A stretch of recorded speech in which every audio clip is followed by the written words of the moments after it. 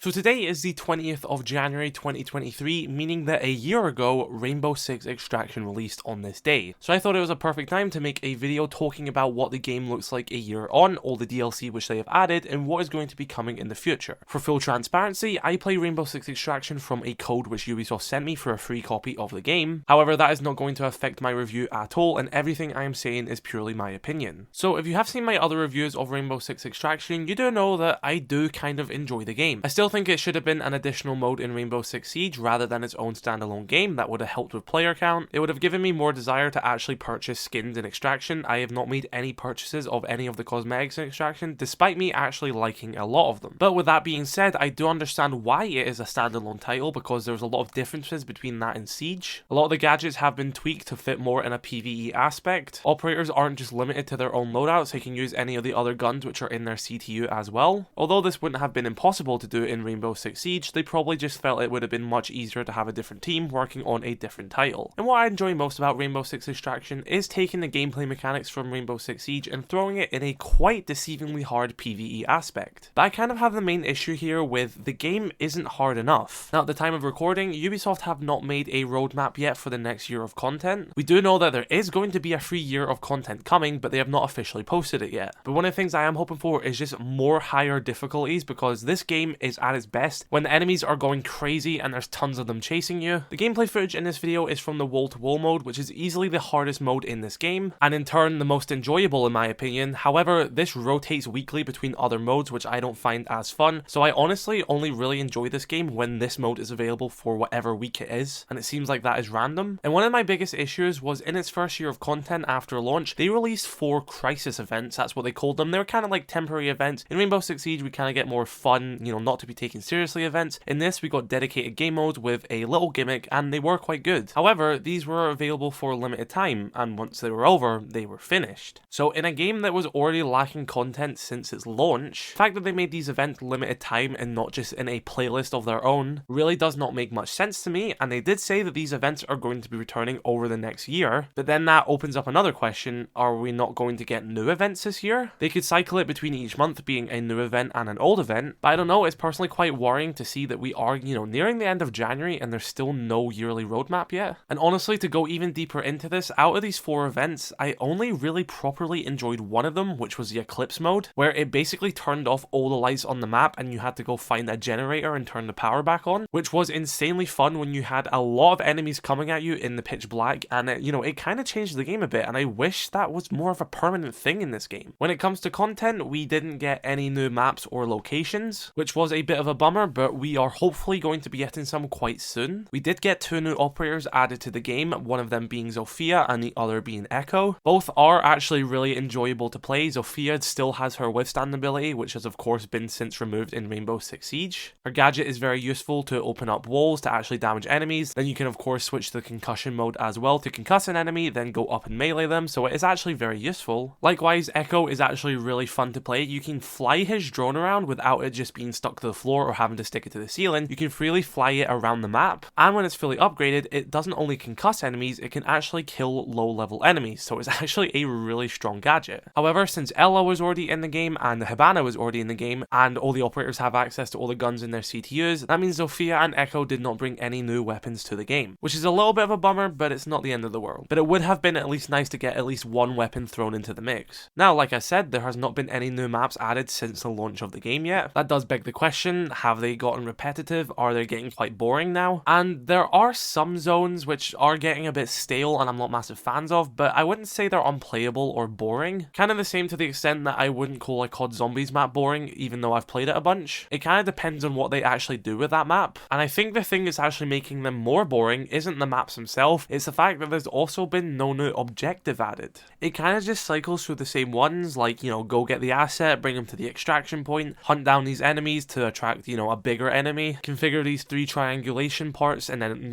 go to the next zone and, do a different objective, which you've already done before. Like, even just a new objective would have been nice to get in the past year, because it is the objectives, honestly, that make the maps stale, rather than the maps themselves, because the maps are actually quite well designed. They're really nice to look at, they're really fun to explore, and I would very much like to see what they bring in the future. It is worth noting that they have added a few new secondary gadgets as well. Nothing massively different. They did add an auto turret, which is quite useful, especially if you're playing Echo, because you can place that auto turret down, you can go on your drone and that will protect you. There's like a vest you can wear now, and when enemies get close you can activate it and it like concusses them or pushes them away. I'll be honest, I've not even used it. So yeah, it is actually quite cool that there is no secondary gadgets, and you know, I'm not bashing that at all. I just kind of still use the same ones that I've used since launch, such as like Stim Pistol and Flashbang. I guess one thing to note is the cosmetics. I actually am quite a big fan of the cosmetics in this game. A lot of people seem to agree with that, you know, it's quite a common consensus. Of course, none of these skins carry over to Siege, which I think is a massive missed opportunity, because if I could use these on Siege, I would probably buy them in Extraction. Yes, at the end of the day, skins are pretty useless in both games, but I guess the whole thing in Siege is that you can, you know, show them off more, so it kind of gives people more value. At least that's how I kind of see skins in games like these. So we do know that there is going to be more content coming soon. Despite what you may have seen, there's nothing officially announced and I can't talk about anything, but I do feel like this game does deserve more content. I think at a core is actually a really good game. It had pretty poor marketing when it was first announced, and I think a lot of people know that, and that's why a lot of people weren't really invested in the game. They also just might not enjoy the game, which is a perfectly fine reason. But I will say, if you can manage to pick up the game for a good price, or if you do have Xbox Game Pass for PC and Xbox, it's on both of those versions of Game Pass, then yeah, I would say it is worth at least trying. I guess there is the question of how long will this game actually be supported and last. We do know that there is another year of content coming, but that isn't, you know, unusual for games, even if they are a massive success at launch or what you would call a flop. I don't really think Extraction was a flop. I think thanks to Game Pass, it actually still done really well, all things considered. But at the end of the day, as a live service game, if it doesn't make money, it's not worth supporting. The first year of content is always a given, because a lot of it is stuff that's kind of held back from launch to be, you know, spread over the first year, and a lot of that's already usually in development before a game releases. So if year 2 does bring a lot of good content, a lot of solid changes to the game, then can kind of win people over, then yeah, this would probably be financially beneficial to keep going for years to come. However, I should say, in Ubisoft's most recent earnings document, they do talk about how the Tom Clancy's Rainbow Six IP does have a net growth, and they do thank Rainbow Six Extraction partially for that, the rest of it being on the year 7 roadmap for Rainbow Six Siege. So we don't actually really know how successful Extraction is to Ubisoft. Maybe it is actually a massive cash cow and we just don't realize, but I guess that will all be answered in the future if they do continue to make content for this game. So in conclusion, I still do think it is a fun game. I think the operators added have been a very nice addition. I wish we got more maps in the meantime. I wish we at least got more objectives. I think crisis modes not being permanent modes, rather as limited time events, is very silly when your game already lacks a lot of content, and I honestly just hope that we do get the next year roadmap very soon, so we can at least see which direction this game is going to go. So guys, be sure to let me know your thoughts in the comment section below. Do you play Rainbow Six Extraction? Have you considered picking it up? I do recommend that you give it a try, but I just hope that more content does come to the game very soon. Be sure to let me know your thoughts in the comment section below. Subscribe if you're new. Have an incredible rest of your day. I'll catch you all later.